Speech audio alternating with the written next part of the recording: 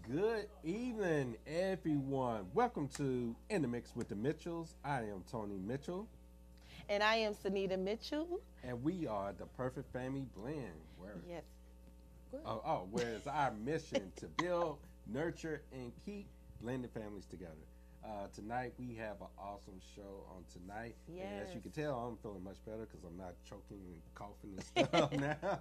But everything And that was some serious stuff going through the house last few weeks.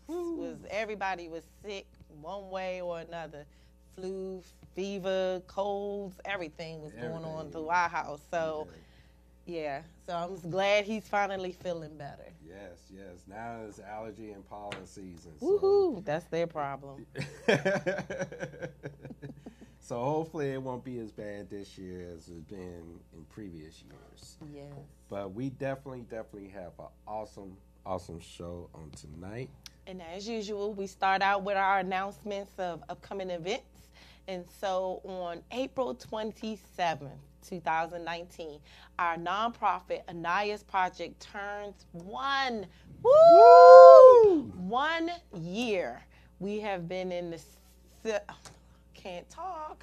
We have been out in the community serving families who have lost babies via pregnancy, infants, or couples who have challenges with fertility.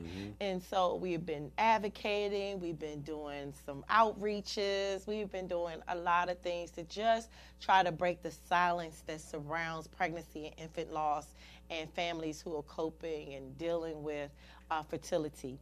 And so on April 27th, we will have our celebration at the Mercy Grace Center right on Bright Seat Road in Landover, Maryland. From 10:30 a.m. to 2 p.m. And tickets can be purchased at Eventbrite/Anaya's Project Celebration. They can also be found at bit.ly Anaya's Project Celebration. So everything is Anaya's Project Celebration. Why am I so tired tonight? Okay, so everything is there. We're going to have our food not only catered, but sponsored by Olive Garden of Waldorf. So thank you so much, Olive Garden. And we have some raffles, we have some giveaways we're giving away. We're going to be honoring all of the angel babies with a special ceremony with that. We're going to be having Siobhan Odom, who is a mental therapist, and she's going to come and bring some education and some empowerment to everyone who is in the audience. We have Tarena Ali, who is going to come. If you have never heard of poetry done by this woman, she is phenomenal. Yes. So you want to be there for that. We have some people who have given away books that's going to be raffled. We have silent auction items. We have a great DJ that's going to be there. We have videographer and photography and all kinds of wonderful things to make sure that this celebration goes off in style. Yes. Wear what you want to wear, casual, whatever you want to wear. Just come and help us celebrate as we further our mission at helping families cope and deal with pregnancy and infant loss and fertility challenges. Yes. Did you want to? Men, please come. Please this come. Is not just for the women. This is for all couples, individuals, whether you're married or not married. This is for everybody. So we definitely want to make sure that the men are welcomed at the celebration. And listen, we're going to have fun. We are going to have fun. We are going to have fun. It's Yes. going to be an awesome event, and you do not want to miss this. Yes, not want to miss it. And so we'll have some other upcoming events that we'll be talking about that we're working on as far as webinars, as far as going back to the Perfect Family Blend. We'll have some webinars coming out soon. So just stay in touch with us. Yes. And so if you haven't already, you can like us on Facebook. We are the Perfect Family Blend. On Instagram, we are the Perfect Family Blend. On Twitter, we are TPFB Blend on Twitter. So it doesn't give you that long list. You can't do a whole bunch of words on Twitter. So So that's what we are on Twitter.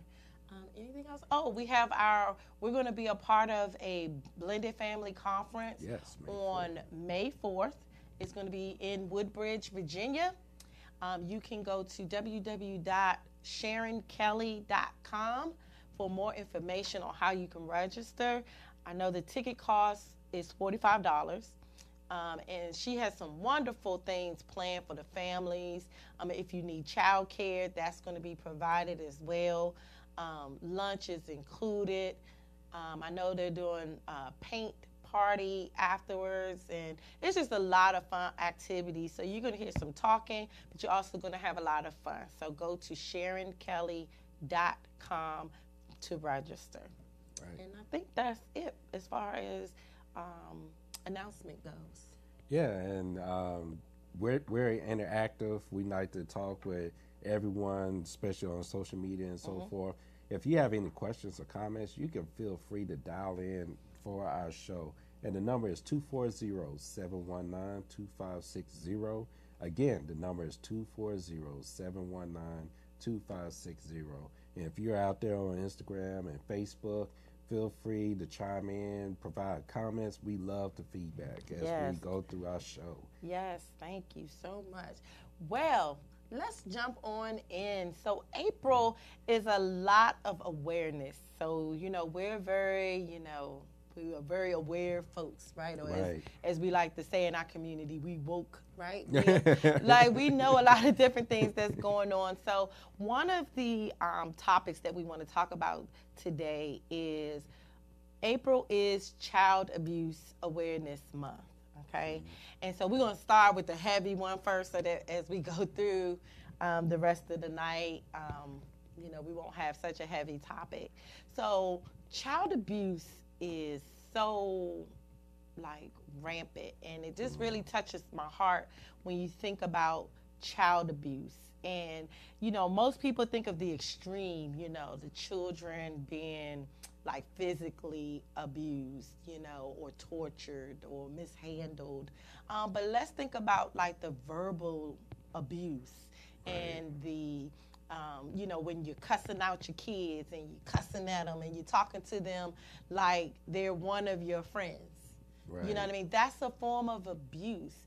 And there are several different ways that, it's just detrimental. I know words hurt. I know growing up as a kid, I was told some words that really hurt me. And even in sometimes the jest of things that families like to, oh, you stupid, you're dumb, and we say these things and we don't realize the lasting effect of our words on our children.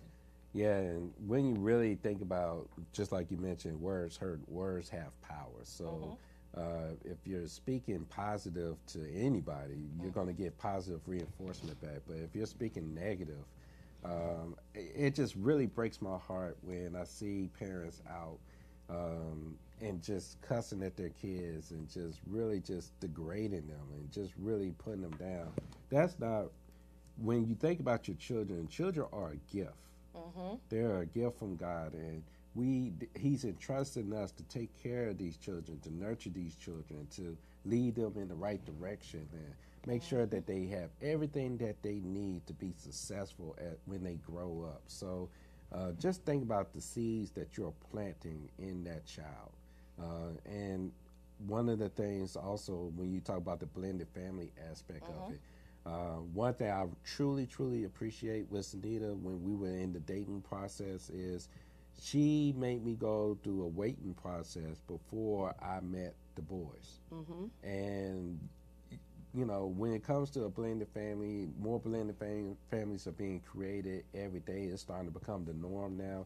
You really have to think about the aspect of when you're dating someone, making sure that you fully understand who this person is before you introduce them to your children, because we're seeing so many different stories about child abuse with the boyfriends or with the girlfriends when they're being introduced to the children. So you just want to be careful with that.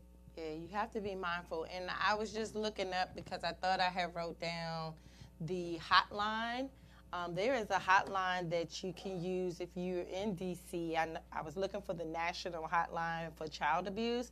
So a lot of times we don't want to report things that we see or hear. You know, you see kids, you know, it's summer, it's almost summertime, and people still to this day leave their kids in a vehicle saying, I'm going to be right back. And these kids are getting left in the car, and, you know, they're dying, you know, senselessly. So there is a hotline here.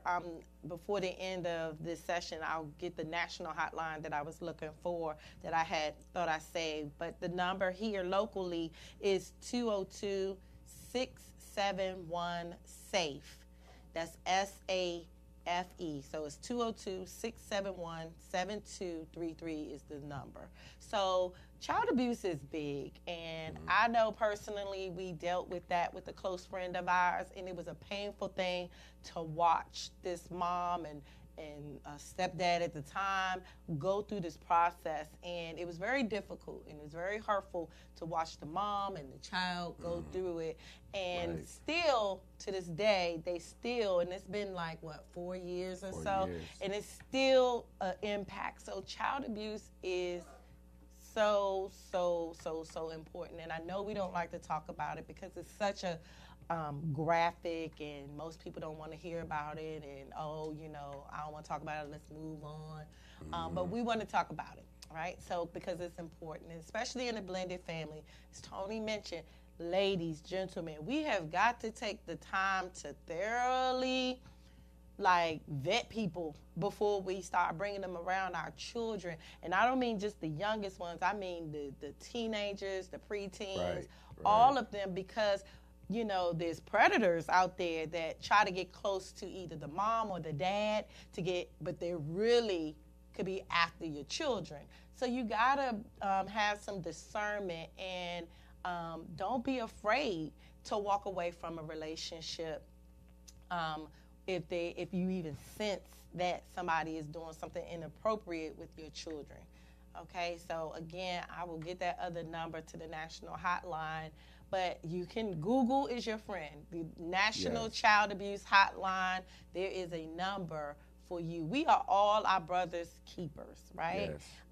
And you know, we always got to have a scripture. We always got to have a word, right? So the Bible said it is better that you tie a rope around your neck and basically throw yourself off of a bridge than to mess with one of the little people. God takes children so seriously, and they are a blessing. And I know there's always the questions of, well, where is God when all of this is going on? Right. And sometimes, you know, that is what happens. You know, it's not to say that God isn't there, but, you know, things in life, in this world, is just how the world is. And go ahead, Reverend, because I really got an answer for that. No, actually, I was just going to say, too, if you see it, please report it. I mean, if you see abuse happening, whether physically or verbally, don't look at this and turn the other side. Don't be silent about this. Actually report it, because guess what? Just like Sunita said, don't touch these little ones, because these little ones need to have every single opportunity. They need to have every single chance to make it in this world. And if, you know, don't think about the aspect of you're trying to break up a family or you're snitching or anything like that. You have to think about the welfare of that child. Right. And you have to sometimes put yourself in the situation of what would you do if you was in that situation. So definitely do not be silent when you know that this kind of thing is going on. Right. Or even if you just suspect, you might be like, oh, I'm not sure about that. That's like the third time I've seen something. And, you know, and I want to point out the mandated reporters, right? You can really get in trouble for not saying something. So, for example, I have a child care program. So I am a mandated reporter. So I am required by law to say something. And if I don't, I can get in trouble. So they have plenty of numbers where you can call, and you can be anonymous, but you have to be diligent, you know, because some of these children we're their only hope. Sometimes is the person who heard something or saw something. Sometimes we are that child's way out. Mm-hmm. So the next topic that we're going to talk about, because we could go on about child abuse, because we've seen and heard things and or experienced things ourselves. So the next thing we wanted to talk about was the Infertility Week. Mm-hmm. Infertility Awareness Week is the week of April 22nd through the 27th. How coincidental, right? So Anaya's birthday is actually on April 26th. And that is one of the reasons why we have the celebration always falls on that last week of April, is to honor Anaya for her birthday. Mm-hmm. But also, we didn't realize at the time that it was also Infertility Week in April. And why is that important? 1 in 8 couples, 1 in 8 women will face infertility in their lifetime. Right. And that is humongous. Infertility it can happen to me, it can happen to your spouse, where you're facing the possibilities of having IVF, going through medical treatments, having surgeries done, having just different procedures done in the hopes that you will be able to conceive what you want, which is a baby. Exactly. And for some people, we take that for granted, that we're just going to be able to do that. I want a baby, I'm going to go be with my partner, and that's what's going to happen. But that is not the case for thousands of families. And it is frustrating. It is hurtful. Yes. It can cause divorce. It can cause a lot of stress. It can cause suicidal tendency. It can cause obsession. You can jump in. Yeah, speaking on the on the obsession part of it, mm-hmm. We actually ourselves experienced infertility for several years after we lost Anaya, and it was it was a journey that was painful and very, very, the patience level was getting very thin, mm-hmm. because I went to see if I had a problem. I thought it was him. She did. I had 2 kids already. Can't be me. I went and got tested, went through tests that I didn't want to go through. And then Sunita, she went through tests. She went through another surgery, mm-hmm. Going to the fertility clinics, given a slim percentage chances of. We were given a 10 to 12% chance of being able to conceive on our own. Right, and just you have all these different things playing in your head, and then you have other people coming up to you and say, "Hey, what's the problem? You're not having no kids yet? You ain't got no baby yet?" And they don't know that you're truly, truly trying, mm-hmm. and it's just a struggle to just actually happen. And some of those days you could just shrug it off like, oh, whatever. But then sometimes it just really gets to you. It just says, what is really wrong with me, or what's wrong with the situation? And it can just really hurt. And sometimes you do wonder, like, is God like punishing you for your past mistakes? I know for me as the wife, and coming into a relationship, a marriage with 2 boys already, and Tony did not have children. So for me, it just seemed like it was a lot of pressure, because here it is, I'm finally met someone who's accepting my boys as his own, and I knew how much he really wanted to have a child on his own. So to not, to lose Anaya and then not be able, seemingly to be able to have another child as easily as I had experienced before was very, very disappointing and hurtful. And it was lonely because people around us were either, just having babies, or they were, getting pregnant with babies. And so when you are faced with infertility, and it seems like, or challenges, and it just seems like some of the simplest things Right. aren't so simple. And then sometimes you feel like you don't have anybody you can talk to because most people, especially in faith-based community, just feel like if you just pray, everything's going to be okay. Take it to the Lord. And, but sometimes, like for number one, sometimes you have to be willing to put action behind your faith.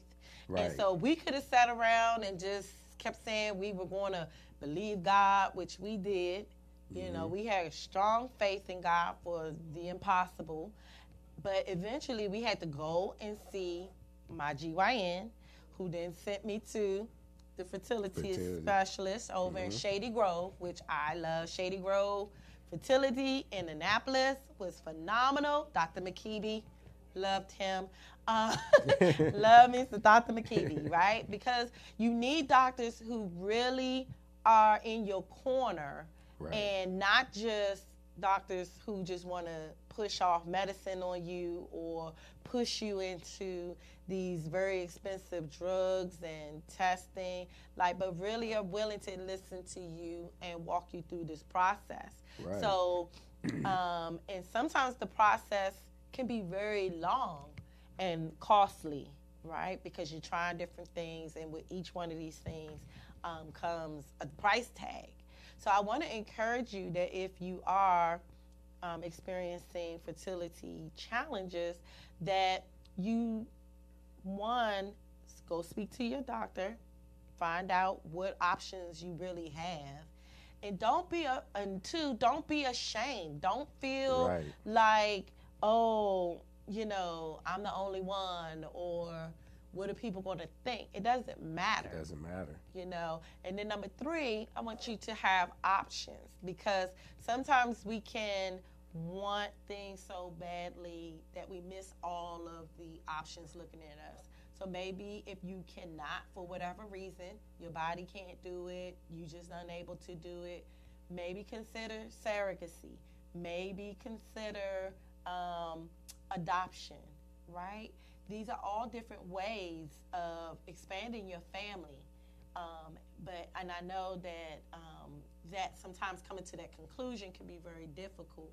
Right. But it's one that if you really want to expand your family, maybe this is, maybe this is what God wanted you to do it through adoption, or maybe it's somebody else who can stand in the gap. I mean, they got a lot of ways now with surrogacy where it can be all of you, your egg, your husband's, swimmers, and it's just inside another person who is able to handle the childbirth experience.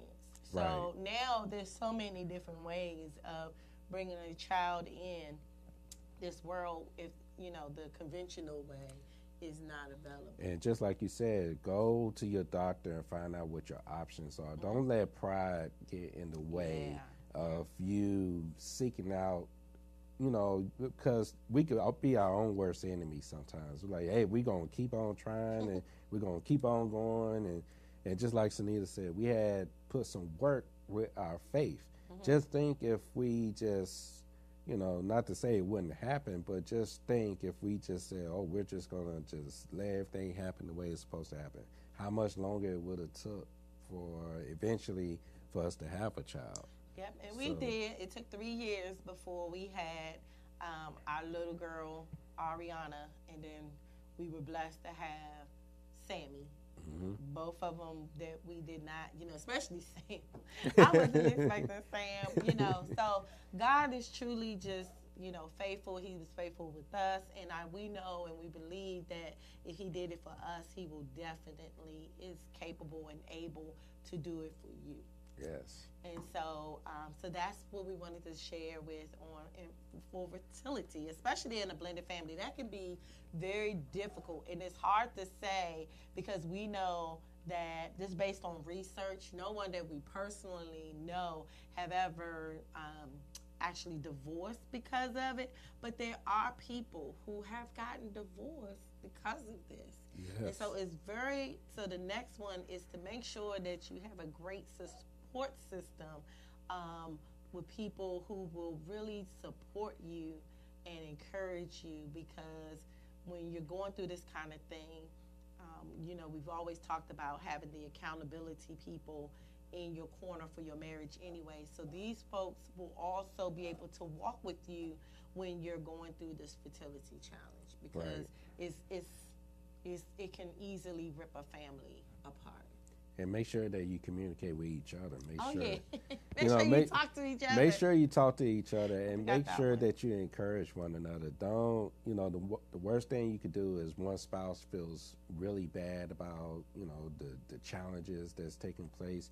Make sure that you keep each other encouraged, because that means a whole lot. It does, because sometimes when you're in a high place, the other person might be in a low place. And so that person who's in the high place can always encourage, right? Especially when, and this the last piece, was when you get through the obsession. Because I actually had became so obsessed with being pregnant that it was like scary. And it started out like really fun. Tony didn't realize it. Like he was like, yeah, you want to do this every day? Oh yeah, I'm in for it. But he didn't know that like I was really obsessed with it. I had every app on my phone. I had every type of paper calendar trying to keep up with it. I'm Googling. I'm on WebMD. I'm on, obstetrician.com, like all the different things to figure out how I can become pregnant and how I can do it quickly, And whenever, it didn't happen and like my cycle would show up, I would be depressed. I would be upset. Tony would take me out somewhere really nice, and I'm all like in a good place. But then when my cycle started, I was like, I want to go home. And he didn't understand why. Like why my whole demeanor changed and like what was wrong. So it's really important, as Tony said, to keep that line of communication going, because once I was finally able to let go of my pride and tell Tony exactly what was going on, that he was better able to help me. It's not to say that the obsession just wore off because I told Tony, but at least he could understand where I was coming from. Right. So, again, we're going to talk more about that as we get closer to Infertility Week. I actually am working on having someone to come in and talk to us more on a more professional level when it comes to infertility. So stay tuned for that. We just wanted to kind of open it up for the first week in April. Right. So let's get into one of our key strategies. Now, this isn't one of our key strategies, but this is one of the top 12. Yeah, right? top 12. So when it comes to a blended family, one of the questions we get asked is, how do you balance it all? Yes. How do you handle, just being in your own family, and then in our case, we have two boys who have two different parents. So it's like, how do you balance that? Yeah, I mean, you're balancing with the co-parents, you're balancing within your marriage, you're balancing with your kids, you're balancing with your professional life, you're balancing if you with business, you're balancing if you're active in church, you're balancing that. It's just so many moving parts involved. And how do you find the time to actually have time to really just think? And even when you're asleep, you're sleeping, but that mind of yours is just continuously going, because there's so much to do, and it just seems like 24 hours. It seems like a lot of time, but when you really go out throughout your day, you're like, oh my goodness, it's already nighttime. It's already 9 o'clock. Right. So how do you keep everything in perspective? How do you keep everything balanced? So one of the things that you do to keep things in balance is you, one, give yourself grace, okay? Because there are going to be times when things aren't together, right? There's, you have that thing with law where it's like up and down the scales. And so sometimes things are not going to be in alignment. Things are not going to be balanced all the time. So you have to give yourself the grace that says that, okay, I might have started out with an agenda, however, or my list of things to do, But life happens, stuff happens, kids go to school, and then they come home with these last minute projects, or your teenagers come home, Ma, I got a paper due. When is it due? It's due tomorrow.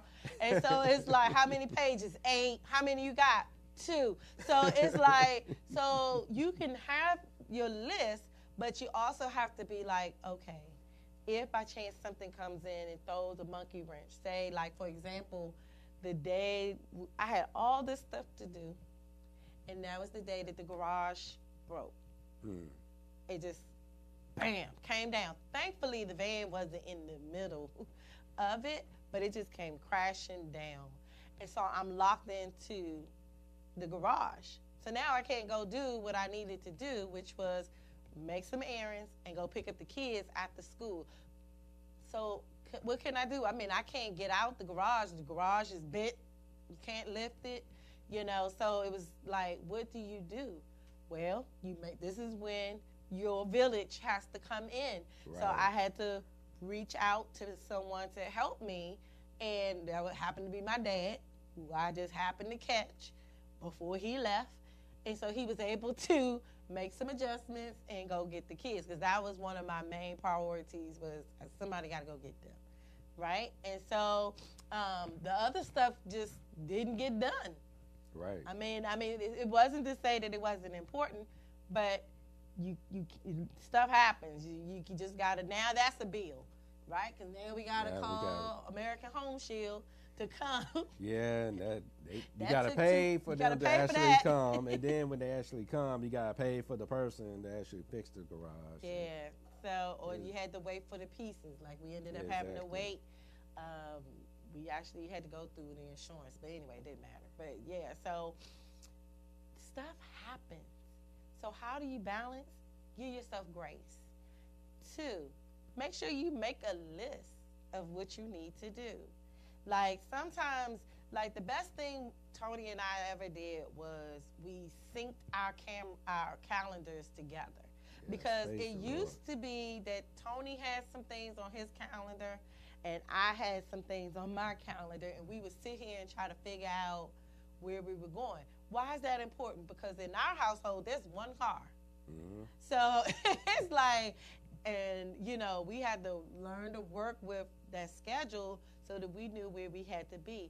And so whether you got 2 cars, 4 cars, you still need to, I would suggest, syncing up your calendar so that your spouse can see what you have, whether it's doctor's appointments, kids' doctor's appointments, school things. Like, everything now is in sync.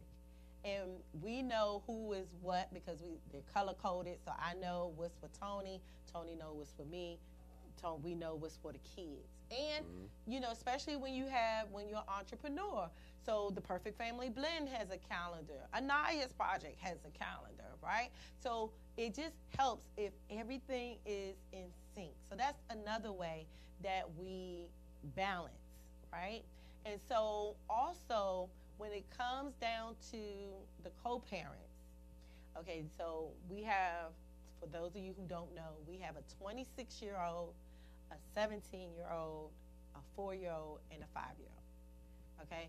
So different spans. Of course, now we don't really have to deal with the co-parent as much with the 26-year-old, with the 26-year-old, because, he's grown, but he still lives with his dad, and then sometimes his dad still texts and be like, I need your help. Right? Because he's not doing such and such, because they have their own issues to work out. And then you have the 17-year-old whose dad still tries to pick him up on a schedule that sometimes he keeps and sometimes he don't. And so when you have the different co-parents and their personalities, you just we've come a long way. Me and Tony will be celebrating 10 years of marriage in September. Woo! We didn't start out this smooth. Like, people be like, oh, y'all seem like y'all so perfect. This, that, that. This is 10 years in the making. Yes. A lot of errors and a lot of flaws to get to what some people think is easy or like it's perfect or like like we just seem like we don't have any issues, but it's not that we don't have any issues. So this is the third part of balance. You got to choose where you going to spend your frustration. Mm. Because when you allow frustration to come in, frustration and anger can jilt your balance. Because sometimes we do stuff out of spite. You know, ladies, I can speak for myself because I've been there as a single mom, like with the dads, you know, you kind of be like, the dad be like, all right, I want to come get them. And you be like, nah, I got something for them to do. You know what I mean? And you really don't. You know what I mean? And then you're mad because you could be going out or doing something or having some quiet time, but you got your kids because you wouldn't let the dad come get them because you was being resentful and you were, you know, being hateful. You know what I mean? And so you end up getting punished and he gets a free weekend.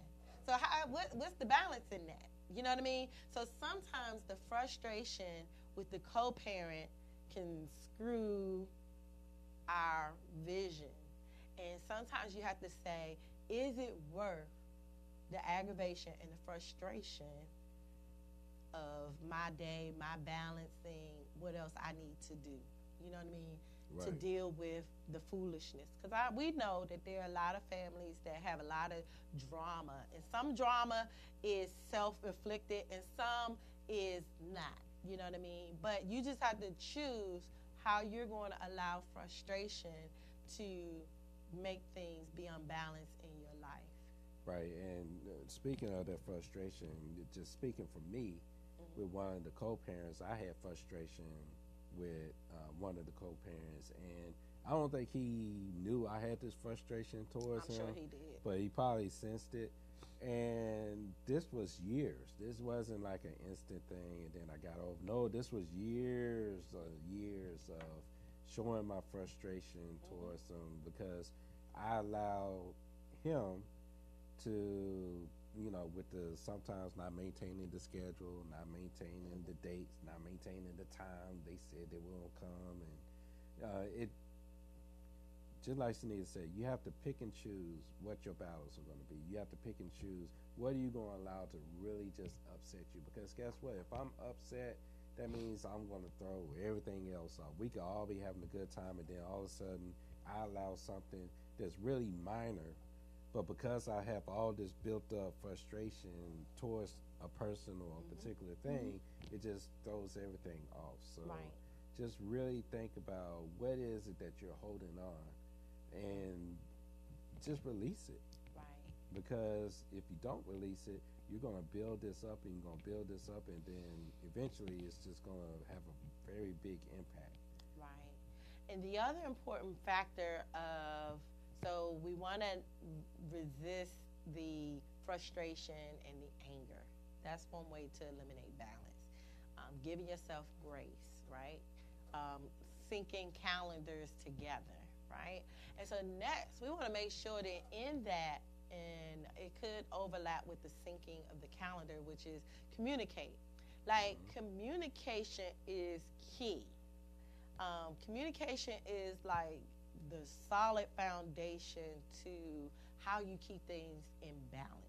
Because if I don't tell Tony what it is that I plan on doing, last time I checked, you can't see inside my head, right? Can you?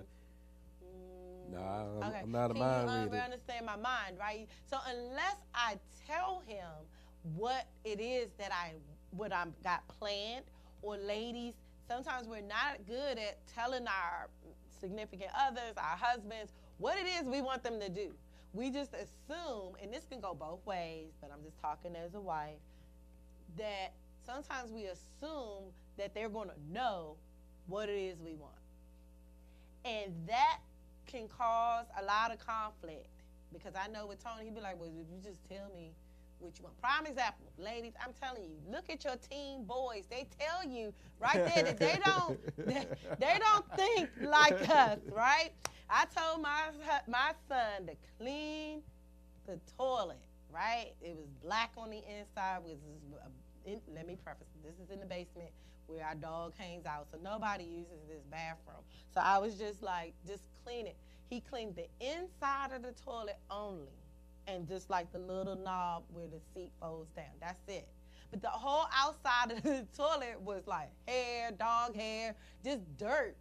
And I was like, well, why you didn't clean? I told you to clean the toilet. Why you didn't clean the? Well, I cleaned the inside. You didn't say clean the whole thing. Exactly. So I mean, I was like, I'm just like. He said, I did what you told me. You said clean the ring on the inside of the toilet, and so and then I said, and then he was supposed to mop the floor. I said, well, how did you mop the floor and you didn't sweep the floor?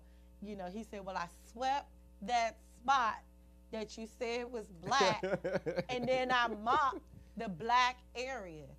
And I said, but why wouldn't you mop the whole floor in the bathroom? Like, why would you only mop the black spot? He said, because you only talked about the black spot. So I only mopped the black spot. I swept the dog hair that was by the black spot, and then I was good.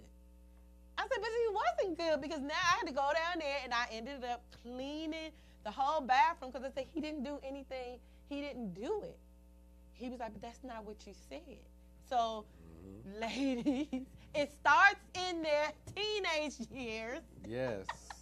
That if you want the help from them, you got to tell them specifically what it is that you want them to do. It's kind of like, from a man, you have to go detail by detail. So when I tell Daniel, okay, Daniel, I want you to go upstairs. I want you to go in our room. I want you to go on the side where my box is at. On top of the box is my blue watch. Time for that. Grab that watch and bring that to me. If I just say, Daniel, go upstairs and bring me a watch, he going to go upstairs and he going to look all over the place. I keep my watches in the same spot all the time. He going to go look on the bed. He going to look over in the bathroom. He going to look on with the dresser, with the TV at. But this how he do. He don't move nothing. He don't move nothing. He if be he like don't this. See it he be like right this. Here. I seen him. I come upstairs. He be like this. Just walk. What are you doing? I'm looking for this. I'm like, what are you doing?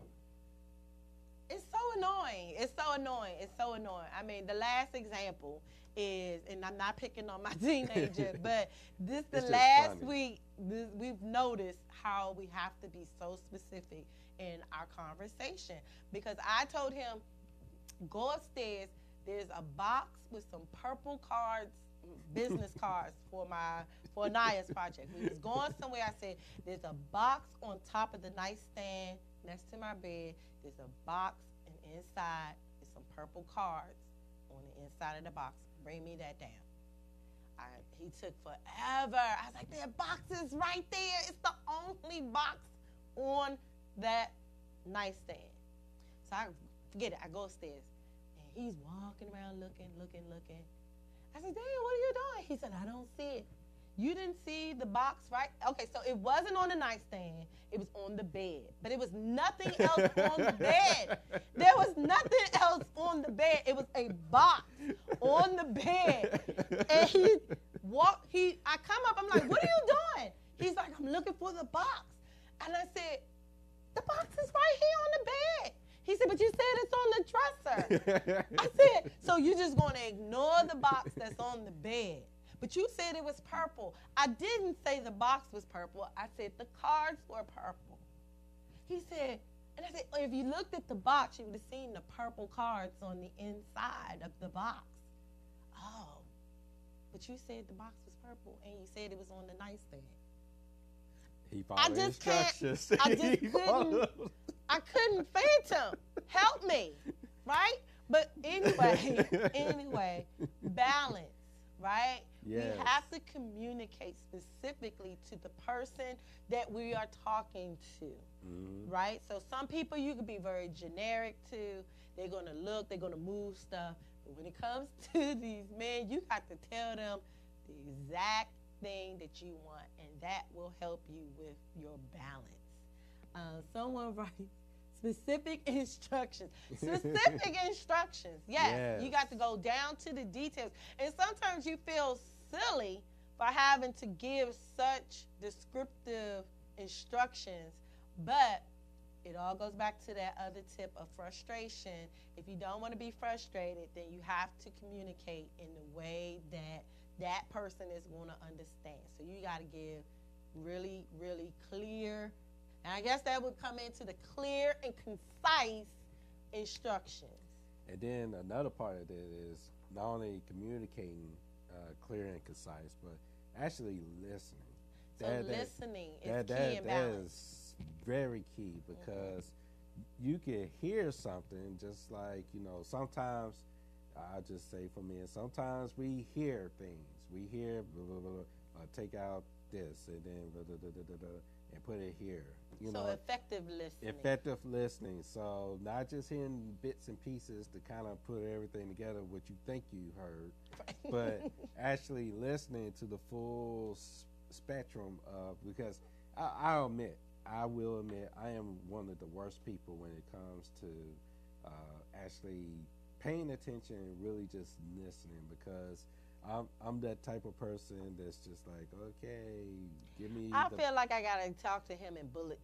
Give me you the know what I mean? points. Like I gotta talk to him points. in bullets. And ladies, that's all. That's sometimes an issue for us, because we go. I was on my way to the store, and then I stopped by and I saw a friend, and I start giving him a bunch of details, and he gets lost, or I'll be like, oh yeah, and I want to tell you, and then I start talking about something else, and then I go back to it. He'd be like, what? What are you talking about? I was like, he'd be like, what did that? And I'd be like, oh, yeah, let me tell you. And he'd be like, does this have anything to do with what we were just talking about? And I'd be like, no. But, and so sometimes he'll really just tune me out. And case in point, parent-teacher night. Sunita actually went to parent-teacher night, and she, went to the school for our son and our daughter, and came home, and she was giving me the details about what the teacher said and everything. So I'm listening. I'm really listening, and I'm paying attention. And then, it was kind of like she started with our son Daniel. You talking about what he was doing, and then the conversation, the sidebar conversations that they had. And then I was just like, so is he in trouble? Is he failing? What's the grade? Do we need to do something? Do we need to get a tutor? Hey, what's the overall status? Is he okay? And she was just like, oh, okay, I know I went all the way around the world just to say that he's doing good in school. So what Holland say? Holland is saying something I can't read. I think men tried to get to the point of what the person is trying to say instead of the entire message. Yes, we do try to circumvent the process. If we could just get straight to the point. It's like, what do you need me to do? You're telling me this whole story. Is this a stake in this? Do I have a stake in this? Do I need to do something? Do you want me to do something? Maybe you gotta be like my dad. Like my dad, he'll let me talk for a little while, but then he'll be like, all right, so Sunita, what's the bottom line? What do you need me to do? Like what I don't want to hear all the story and stuff like that. Just tell me like what you want. What do you want? Like I don't want to hear all that stuff. Go call your mom and tell her all them details. Just tell me what. So what I gotta do? That's what my dad do. Maybe you gotta be like my dad. No, I'm married to you, so I got no. My dad just cut to the chase. He be like, "What do you want me to do?" Your dad could do that. I can't. I think I'd be like, "Daddy, you so rude. I'm in the middle of my story, and you just cut me off." So yeah. So sometimes I do get a little long-winded, and I be trying, and I be like, But then I know that when I communicate with Tony, that I really feel like, and I always tell him, I feel like I got to talk to you with a PowerPoint presentation on my points and my bullets. And it's the same way, So like we say, with the effective communication and listening is saying when you're balancing, because it really just helps that person to remain checked into the conversation. So you know who you're speaking to, and so I know when I speak to him that I got to be like cut and dry to the point. I try to be anyway, but he's such a good listener. I'm getting better. He's getting way better, better. But so that's pretty much what we do for balance. And then the last thing I would say is learn to say no. So some of the things that we have on our plate, we have to say no to some things, right? Because especially when you're moving from, so like for our family, we moved from 2 kids to 4. So there's only enough of us to go around in a day, right? And so when you're just trying to deal and really build a relationship with your children, that takes time, okay? And then that takes time.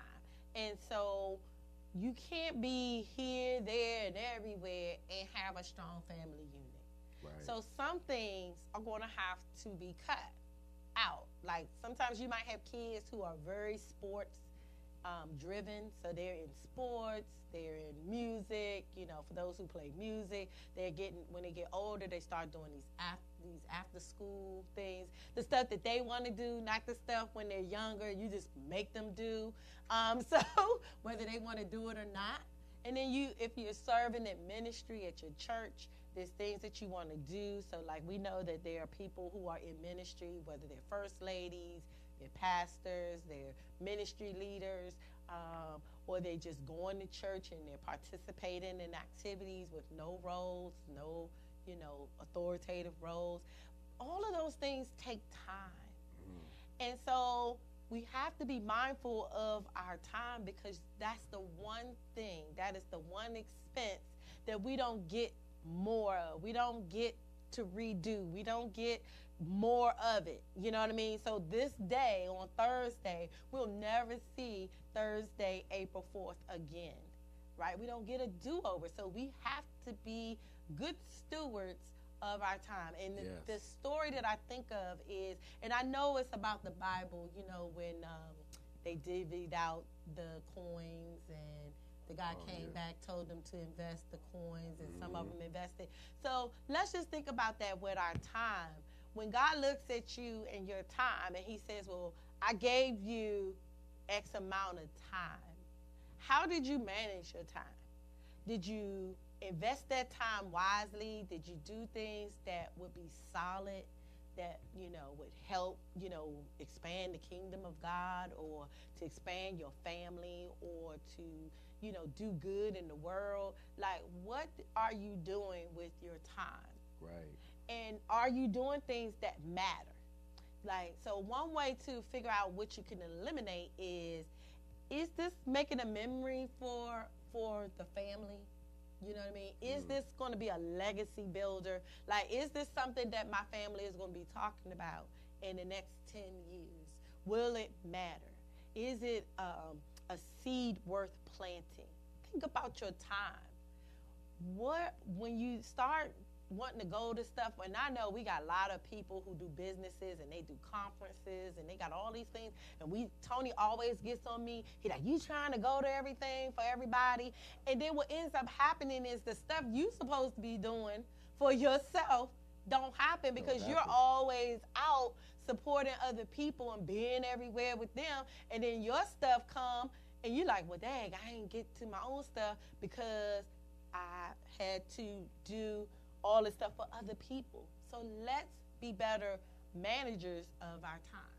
Yeah, and it's just so important when you talk about the time aspect, and just really, just today, just playing around with our 2 youngest ones. I could easily took that time and worked on my research paper that's due this Saturday. but I took that time to just play with them, and guess what? That created a memory that they're gonna remember that hey, Daddy was playing with us, wrestling with us, tickling, doing push-ups with them on my back. So they're gonna remember that. So make sure, just like Sunita said, make sure that you carve out time to create those memories that will last for a lifetime. So, man, our time always goes by so fast, and we hope that the things that we talked about, child abuse, infertility, and how to balance your family. I know we spent time talking about blended family, but really these tips can be for any family.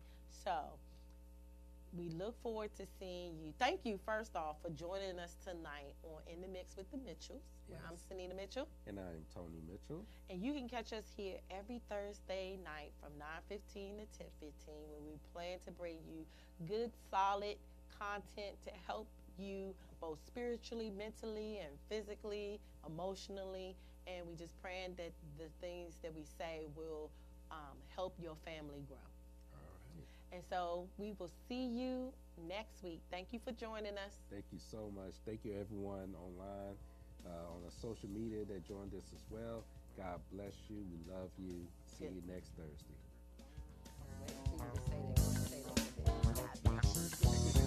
Wait,